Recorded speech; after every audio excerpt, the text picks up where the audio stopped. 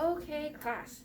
The past few weeks we've been talking about argumentative writing, and today we're finally going to get started on a pre-write on a certain prompt. But before we get into that, we are going to talk a little bit about audience and purpose in writing. Okay, so we've kind of gone over this a little bit in the past types of writing we've gone over, but as for argumentative writing, it's just as important. Audience, do you guys remember what that is? It's the people that you're writing to. It can be, anybody can read your work, but there's a specific group of people that it's targeted to when you read something, right?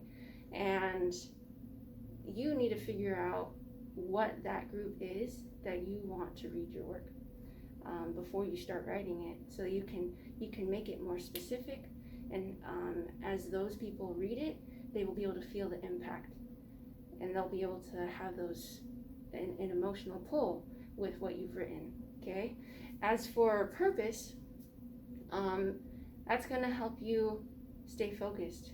Okay, if you have a specific reason and purpose and intent in mind, that's going to make your piece of writing more powerful, because you're sticking to this one topic the entire time, and you really are trying to get across this certain point.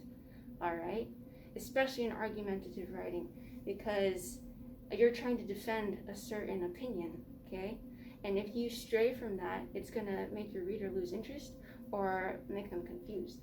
So try your best to remember your purpose and your audience as you write.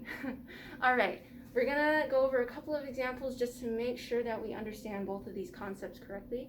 Okay, so I'm gonna give you an example book or speech, and we're gonna talk about the audience and purpose. Okay, so let's take the Bible.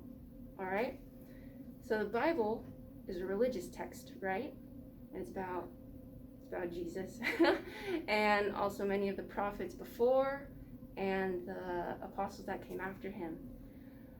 But who are they writing to? They're writing to the people of their time period, but they're also writing for anybody who is looking for fulfillment and satisfaction in life, because the people writing truly felt that they had found it, and they want everybody else to feel that way as well.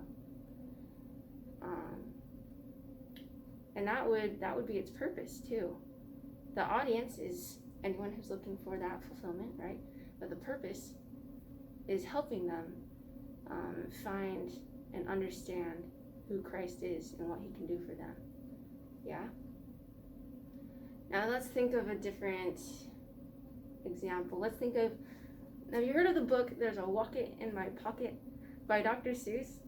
It's a funny little book about different items inside the house and little creatures that could go with those objects, and they rhyme. So it's the audience is for young readers, probably children, who are learning about those different items inside of their house, and it uses poetic strategies in order to get those items in their head so that they can remember them. And so that would be the purpose, is to help children remember the different household items that they have around them. Okay, now we're finally going to get to our writing prompt, and you can agree or disagree with this statement, okay?